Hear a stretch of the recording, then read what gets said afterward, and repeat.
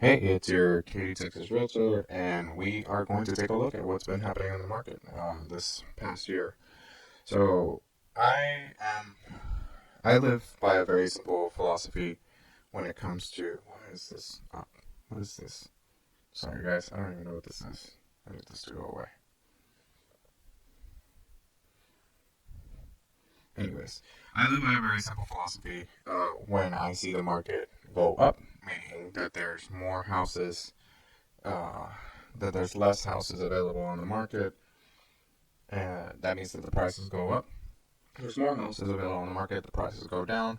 However, the underlying thing in that is that something's causing it, right? Usually, or at least what we've seen lately, is that it's the interest rate. So the cost to actually borrow money, it gets cheaper. There's more money in the system, but it's coincided with less houses available, so it drives the prices way up, right? So the opposite is happening lately at the time of this recording, at the end of 2022, where we have more houses available. It's more expensive to borrow money, uh, and so that's driving prices down because demand is not as high. So I want to make sure that that's been applying consistently through all most of the areas that I do business in and help my clients in, which is most of the Houston area suburbs, and we're going to cover my top four. So number one, this is Cypress. Starting January 2019, I expanded it out for context. This blue line is the average price. Okay, and then there's another lesson in here that we'll get into. And this green line is how many listings are there available. Okay, so we saw from 2019 till mid 2020, there were there were less and less listings, right?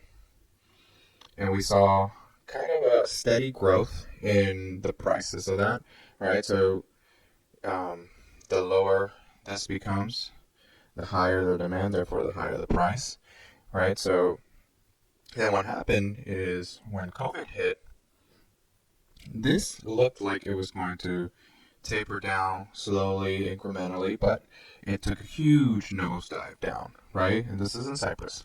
And I'm going to explain this in this detail now, but for the other ones, we'll just look to see if the trend was the same. So, huge dive down, not a lot of houses available. I mean, we're going from an average of, I don't know, 2019. I mean, if we go backwards a little bit more,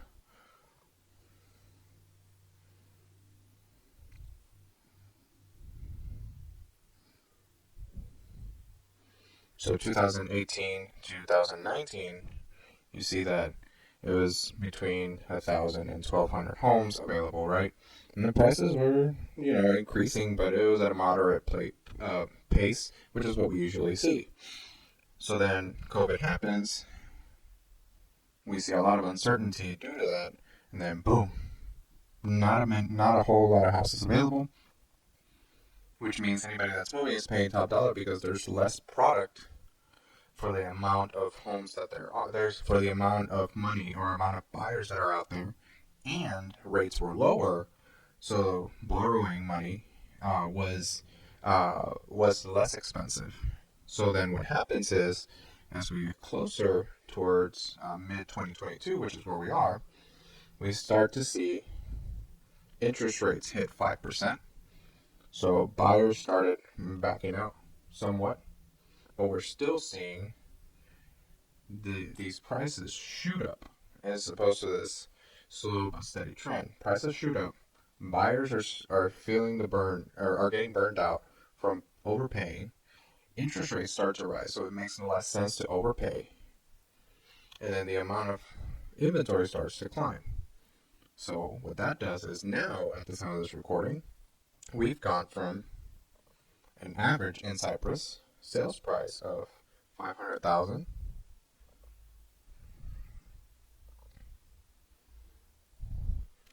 and we've dropped about 10%, 12% from that high. And the amount of homes is at an all-time high. So, not an all-time high, at an all-time high in this COVID period, I should say. So, we're normalizing back, but the question then becomes for all of these areas, Is this trend going to go back to 2018-19 levels as far as average price? Most people are waiting for a crash, which would indicate that yes, they go back to 2018-19, and it's a relative crash, right? Because this is all artificial numbers. It wasn't the true value. Instead of increasing by 2 to 3%, prices were going up 10, 15, 20%, right? So it's artificial. So if you go back down to 2018-19 values, it's still the same appreciation that you would have seen had COVID not happened and a few other factors. Okay, so is it really a crash? No, I think it's just a reverting to the mean. I think it should have. This is where we would have been anyways. To what beginning of 2020 saw. But let's check out the other markets. So this is Cypress, Texas, and we're gonna search Katy, Texas. And we're not putting a price range on this. We want to see all of it, right? So,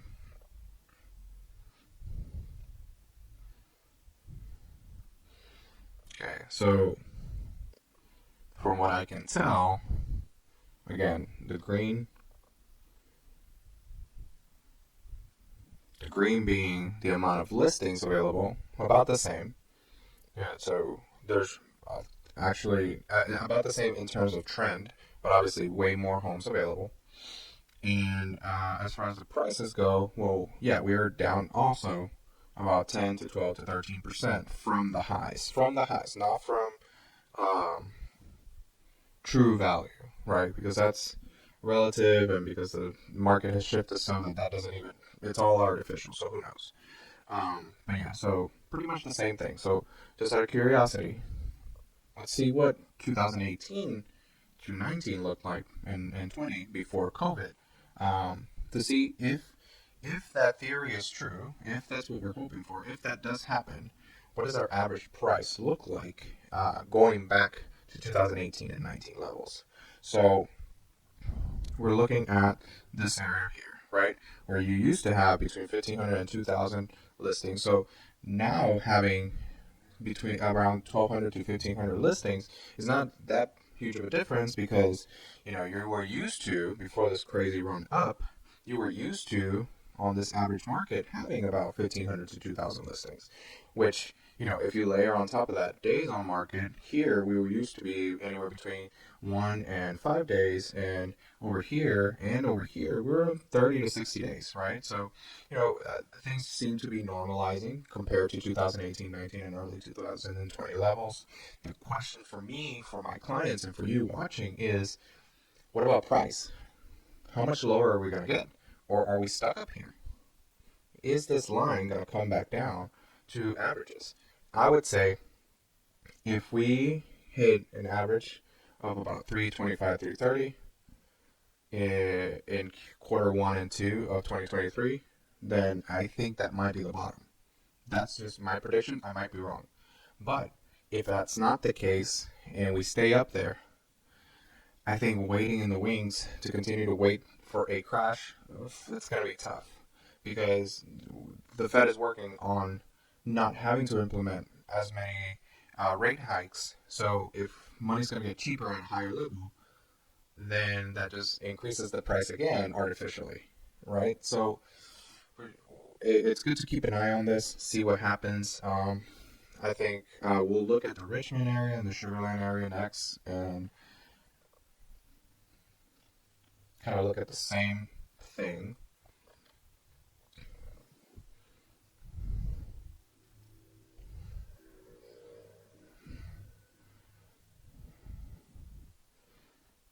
Okay, so this is 2018 average prices. Here about the same. Here about the same.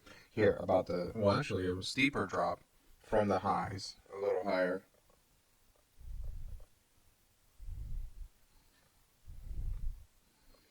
Much steeper drop in prices, so it was stabilizing faster.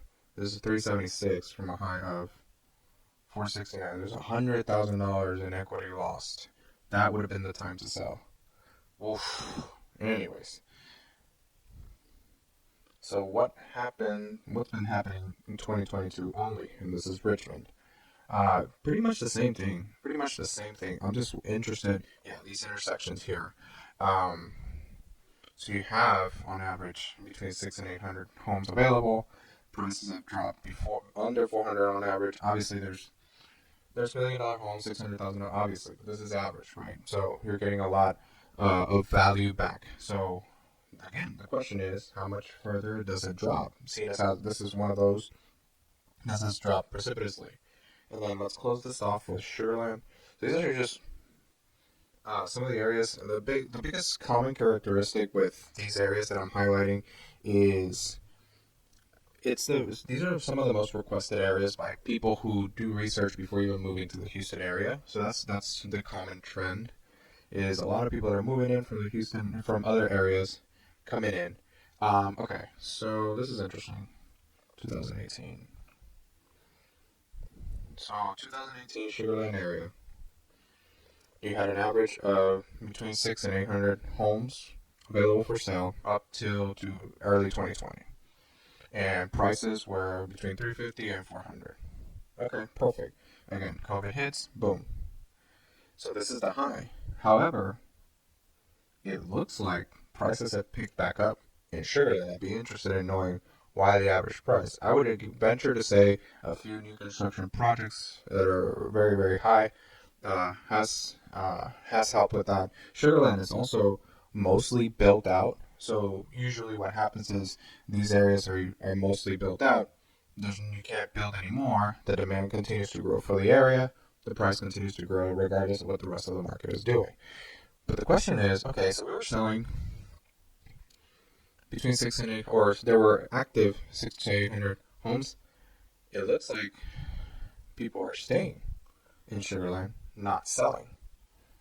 So we're not even a half of the supply that we used to have pre-COVID, but now we're not even half. So that's also helping. The lack of supply is also helping that demand to go up. So we go back to what 2022 has done. This is interesting. This is very, very interesting. I'm glad I looked at this. I don't prepare for this. I just talk about what I see. Interesting.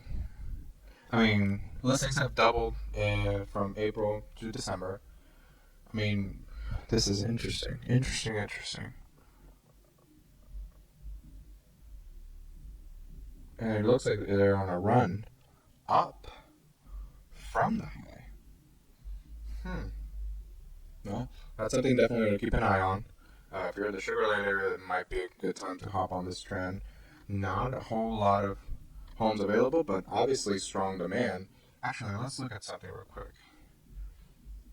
Let's look at days on market.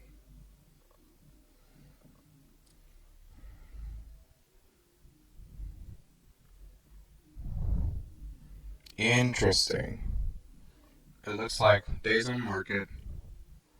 This was the end of the COVID run here, mid 2022. Started to stabilize, but it has come back down.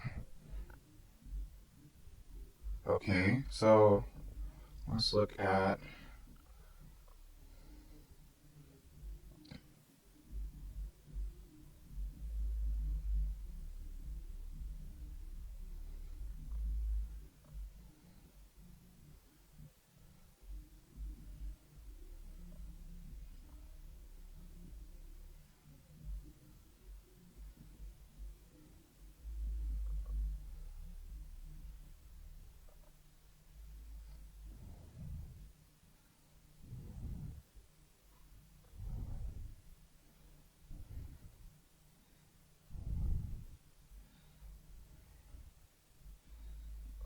Hmm. So we're seeing the average sales price continues to go up, while the number of sales has gone down. Holy moly. Let's look at what's sold in Sugarland lately. And we'll leave that for another video. Thank you for joining me.